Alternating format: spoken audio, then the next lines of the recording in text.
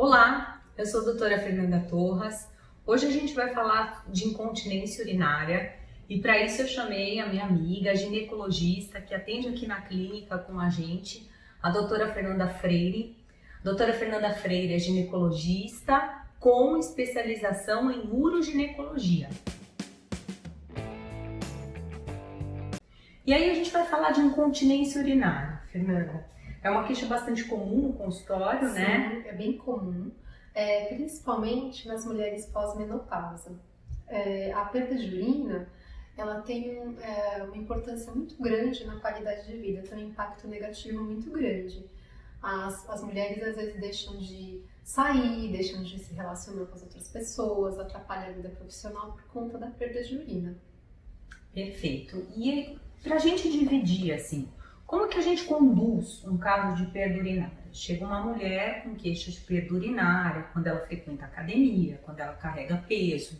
Às vezes tem aquela característica de urgência, não consegue chegar ao banheiro, vive molhada, ela está percebendo um constrangimento por estar com a calcinha molhada, ela não sabe, às vezes nem sabe, né, quando ela está perdendo urina, ela só percebe por estar úmida e tudo mais. Como que a gente conduz esses casos?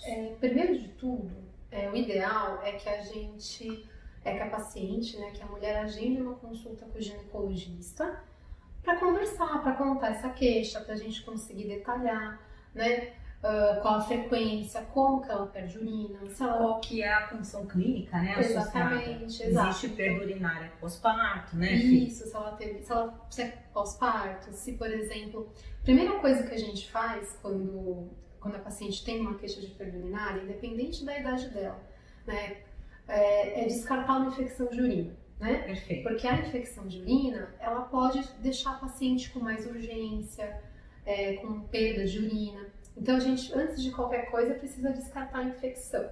Entender o contexto, né? Fazer uma boa anamnese. A anamnese é o histórico do médico. Conversar, saber os hábitos de vida. Até ganho de peso. Exatamente. Muito frequente. Agora na quarentena eu me deparei. Na pós-menopausa não tinha essa queixa de perda urinária. Mas houve ganho. E quilos que chegam a 10% do peso corporal, aumenta a pressão intraabdominal e aí vem com uma queixa associada. Exatamente. A gente tem que saber o contexto. E de exames, o que você costuma solicitar depois de examinar o paciente? Primeiro de tudo, a gente pede o exame de urina ou urocultura, né, para descartar uma infecção de urina. E visto que não tem infecção de urina, a gente pede, dependendo do tipo de incontinência, a gente pede diária miccional, que é um relato por escrito que a paciente faz de como ela perde xixi, se ela conseguiu chegar até o banheiro. A gente pode pedir estudo urodinâmico, né, para fazer o estudo do esvaziamento e do enchimento da bexiga, né? E dar um diagnóstico, né? Qual é a causa? Isso, porque a incontinência urinária, ela pode estar relacionada com uma bexiga doente, uma bexiga neurogênica, né? São outros caminhos que às vezes a gente tem que seguir. E às vezes a gente precisa de ultrassom de rins e vias urinárias e de cistoscopia. Por isso que é necessário avaliar cada caso. E como que a gente traça a terapêutica, né? A terapia vai ser traçada de acordo com a causa e de acordo com o grau também. Exatamente. Né? Então, primeiro de tudo, a gente tem que avaliar a mulher como um todo, qual é o contexto de vida dela, quais são os hábitos de vida. Independente do tipo de incontinência, se é uma incontinência de esforço pura ou se é uma bexiga hiperativa, que é um outro assunto que a gente pode conversar depois. As mudanças de hábitos de vida são muito importantes, né? Então, se a paciente tem um sobrepeso, a gente pede para fazer dieta, perder um pouco do peso, pois o ganho de peso tem um impacto na incontinência urinária.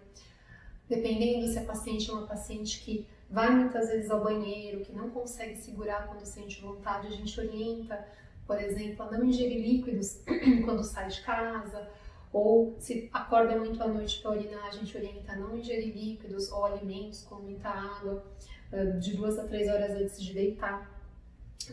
Comportamental, né? Exato, mudança comportamental. Os hábitos, né? As mudanças de hábitos de vida, principalmente na bexiga hiperativa, elas são muito importantes. É uma parte do tratamento. Sem ela, a paciente não vai ter a melhora esperada. No caso, por exemplo, da incontinência urinária de esforço e da perda e da síndrome da bexiga hiperativa, a gente orienta a fisioterapia pélvica e perineal, principalmente nos casos de incontinência urinária pós-parto, que geralmente são casos transitórios, né? Então, com a fisioterapia, ela consegue melhorar. Perfeito. São os exercícios de Kegel, Isso, tem eletroestimulação. Aí a fisioterapeuta, né, especialista nessa área, ela vai fazer uma avaliação para entender qual o melhor exercício para paciente. Uma terapia que eu uso bastante, tanto no pós-parto, a gente sempre orienta, realmente. O pós-parto assume muitas vezes uma característica transitória. Sim, Nem sempre a mulher está disponível para as atividades, mas a gente tenta associar a fisioterapia sim. Tem as terapias de energia, radiofrequências, lasers, que facilitam muito esse tratamento, que trazem resultados fantásticos, tanto na pós-menopausa quanto no pós-parto. E aí eu queria saber com você, quando a gente recruta essa paciente e indica uma cirurgia, qual que é o momento de indicar uma cirurgia para perda urinária de esforço? A cirurgia, a gente indica, então, na incontinência urinária de esforço, né? Nos casos de moderados a graves. É claro, o que é algo que a gente preconiza muito na parte de urogineco, né? E acho que na medicina no geral, é como o paciente se sente, né? Então, se ela tem uma perda de urina, né? Que ela faz a físio e ela se sente bem, apesar de ainda perder um pouco, enfim, se ela se sente melhor e ela não quer operar, a gente não vai operar. Agora, se ela tem uma incontinência moderada, a fisioterapia sozinha não deu conta de resolver, sempre vai ajudar, aí tem indicação cirúrgica. Hoje, no Brasil, o que a gente usa atualmente para incontinência urinária são as faixas sintéticas, que a gente chama de sling, né? Uma cirurgia de médio porte, né? Que é feita em posição ginecológica, a gente coloca essa faixa sem tensão, tá? Embaixo da uretra. E a via vai depender da avaliação, né? De cada paciente, de cada caso. Perfeito. É importante falar que a grande maioria dos casos de perda urinária, eles vêm depois da menopausa, né? Eles se acentuam muito depois do período pós-menopausal.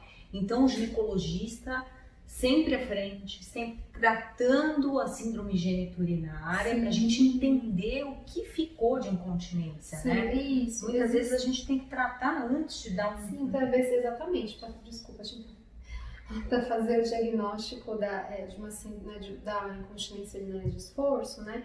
Então, existem fatores de risco para isso, né? Então, pacientes que tiveram muitos partos normais, parto fórceps, paciente com cesárea após trabalho de parto, que a cabeça do bebê ficou no assoalho pélvico durante o trabalho de parto, tudo isso acaba favorecendo. Não quer dizer que a paciente que não teve parto normal não pode apresentar o quadro de incontinência urinária de esforço. Mas essas pacientes tabagistas, né, são mais suscetíveis a apresentarem incontinência urinária de esforço. O histórico familiar é impactante também, né? O histórico, quando a mãe perde... acho que tem uma questão de tecido, né? De colágeno, exatamente. E o colágeno da paciente também, essa variação individual é muito importante. A gente às vezes tem pacientes que só têm cesáreas e têm incontinência urinária de esforço. Pacientes que têm parto normal e não vão ter ao longo da vida. Assim como na menopausa, às vezes na transição menopausal. Eu ainda tenho estrogênio, eu deveria ter ainda uma manutenção de colágeno, mas já há uma perda acentuada antes de parar o fluxo menstrual, né? É muito de pessoa, individual.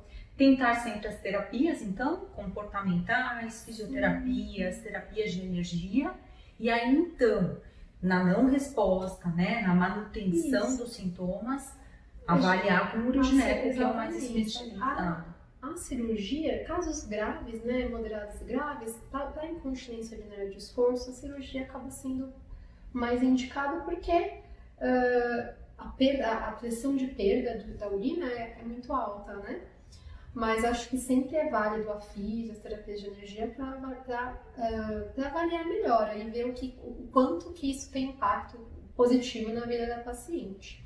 Perfeito. E a avaliação em conjunta, né? A gineco, o urogineco vão ajudar na terapia e nas indicações, né? Exatamente. Nas melhores indicações. Nem sempre é cirúrgico, Exato. mas em muitos casos é a única opção que a gente tem, é a única forma de a gente melhorar a qualidade de vida. Exatamente. Né? Até mesmo porque muitas vezes assume um caráter progressivo de incontinência. Sim, né? O que eu geralmente falo para as pacientes é que sozinho não vai passar. Né? Ao longo dos anos, conforme vai ficando cada vez mais até atrófica, né? A mucosa, tudo, a tendência é que pode ser que fique igual, como pode ser que piore. Realmente vai do quanto isso incomoda a pessoa. Perfeito. Então é isso. Espero ter ajudado e até a próxima. Obrigada.